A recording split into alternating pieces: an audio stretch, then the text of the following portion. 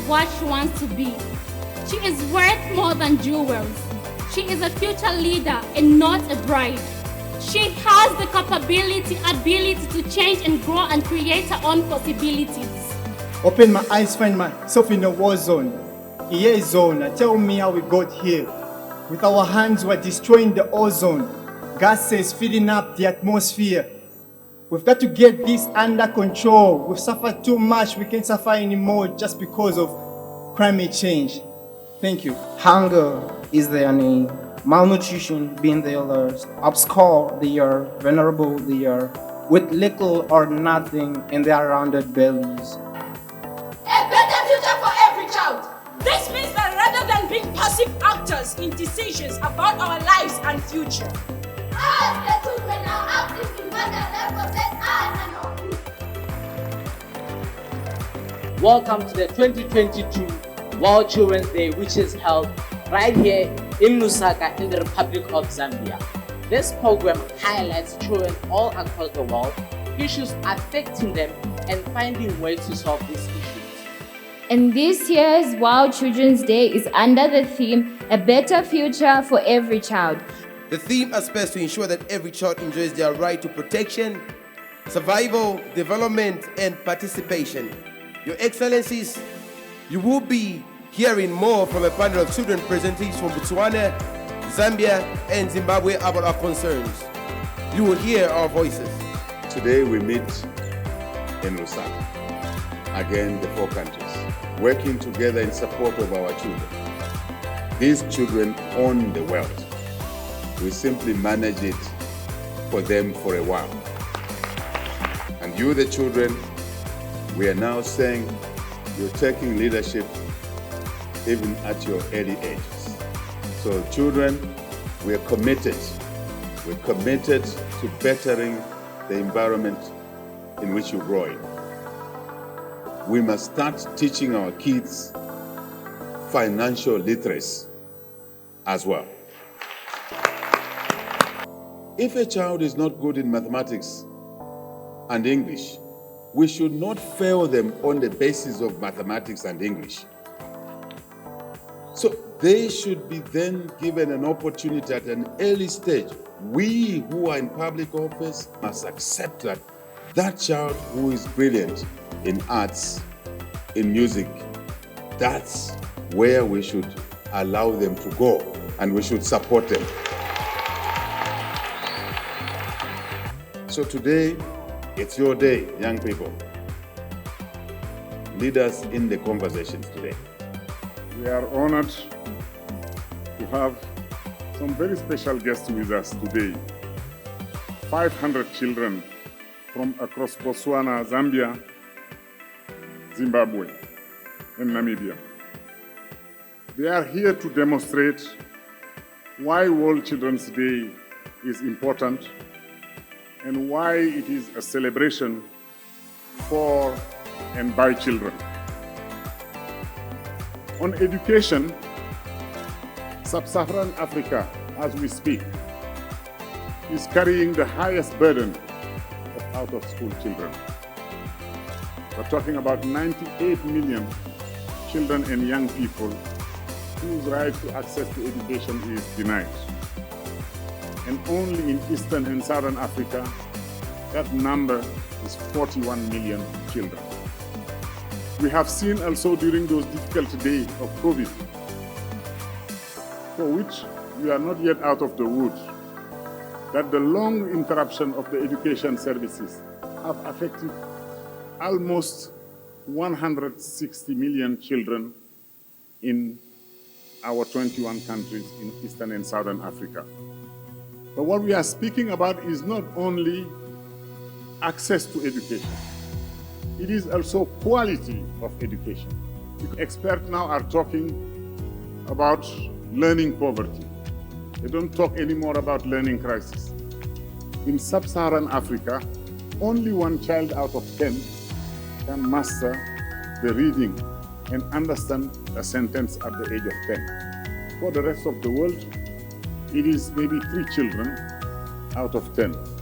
I just wanted to talk here about also violence, which, as we have heard, is something that is impacting the life of children in so many forms that you spell out eloquently, Your Excellency President Ikelema, by talking about early pregnancy, early marriage, dropping out of school, exploitation, abuse. All of these are the daily challenge that children are facing in our region and across the country we are working in. We need to act to protect our children from climate change's devastation that it has on them by adapting policies and social services to serve children. We need also to prepare our children to live in a world that will be climate crisis affected, to live in a world where they could be resilient to the multiple shock that climate change is inducing. In 2023, the President has promised that there will be the introduction of mother tongue in lower primary, and this will promote inclusivity and allow children to learn using the languages that they are comfortable with. But I must say, a lot still has to be done. Learning materials that cater for all children must be provided. I mean, how cool would it be to have audiobooks for children with vision impairment? I have a dream of a Botswana, a Namibia, a Zambia, and a Zimbabwe where every young person with a disability doesn't have to face stigma and discrimination just because they're differently abled. And I, a child with disability, can hold any highest position that I need and deserve. How great would it be to have a president who is differently abled? Imagine a president sitting in a wheelchair. Why not make technology available in schools? This is what we're talking about, and this is what we demand. So, Our Excellencies, please look forward to taking the two issues of both. Firstly, climate action and technology inclusivity in our country. But then again, His Excellencies, I will not come here on World Children's Day and complain and tell you all about this. During COVID, when schools closed, we taught one another. I taught my neighbor's children. I was helping my neighbor's children with math. I was in grade 12, he was in grade 5. I understood his work, and that's what happened all over the world. When climate action comes, what do? We share food as children at schools. If my sister here doesn't have food, I'll share the food we have at home that we get from our garden. So I'd like to applaud each and every child for the efforts you are making. We're doing great and will continue doing great. And to my dear President, His Excellency Hichilema Akanda, you mentioned that you are here to manage the world for us. But I'd like to propose, let us manage the world with you together. With that, thank you so much. We as the children are concerned about how climate change threatens reversing our advancement to the Sustainable Development Goals. Droughts and the changing global rainfall patterns are leading to crop failures and rising food prices, which for the poor mean food insecurity and nutritional deprivations that can have lifelong impacts. Most important to note that children contribute the least to environmental and climate degradation, but we bear the greatest burden of the impacts of climate change. Today, we are commemorating World Children's Day, and this commemoration has been done with us as the major stakeholders. Hence, this is proudly for us. Thank you. It is an honor for me to deliver the challenges that we children go through on behalf of my fellow children. To my President, sir, for the free education policy and the recruitment of 30,000 teachers, as well as the Children Code Act, I say thank you. We salute you. We have a problem of overcrowding classrooms and the shortage of learning space. Teachers are not able to give good attention to each learner. In many schools, especially in rural areas, 8 children or 10 children use one book. It is impossible for us to learn. If teachers are not well trained, they blame us for not learning well, sometimes use harsh and abusive language. We find incidents where teachers harass children and all they do about it is transfer the teacher to another school. There must be specialization in subjects, especially in secondary school level.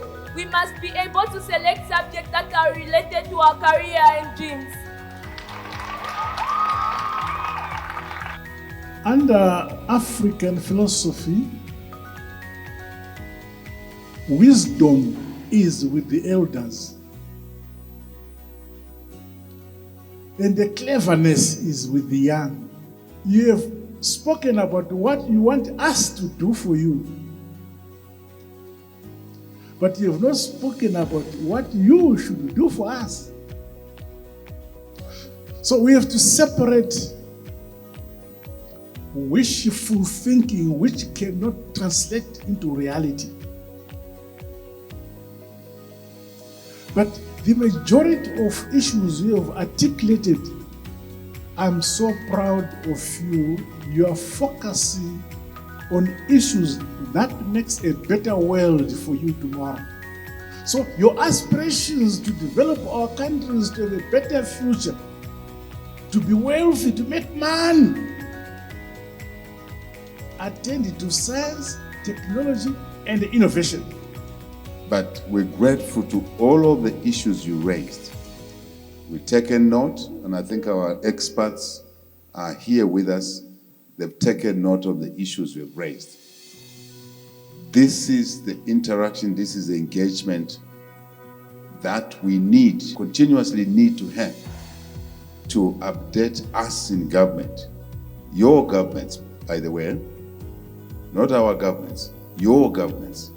We work for you. I think we hear you, we are with you. That's my message, that's my response. All of you, and I like what our child from Zimbabwe said, President Nangabu, that is not just children in Zimbabwe, or Botswana, Namibia, Zambia.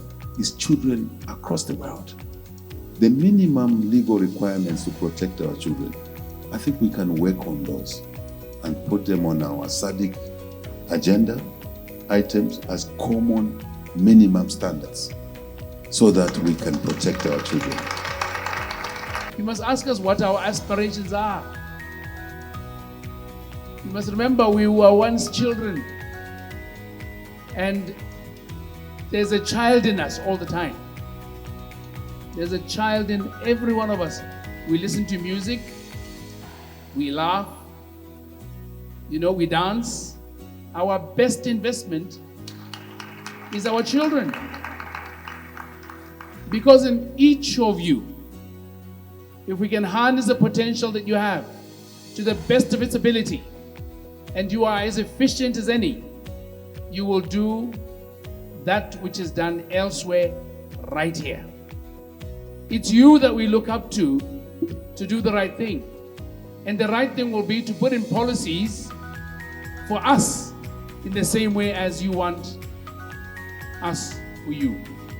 We need you to be peace-loving. But peace at home can only be peace at home if peace is elsewhere. Take care of yourself. Know what to avoid and know what you want to achieve. Today marks a moment of bold action to ensure we leave no child behind and to support every child to reach her or his full potential.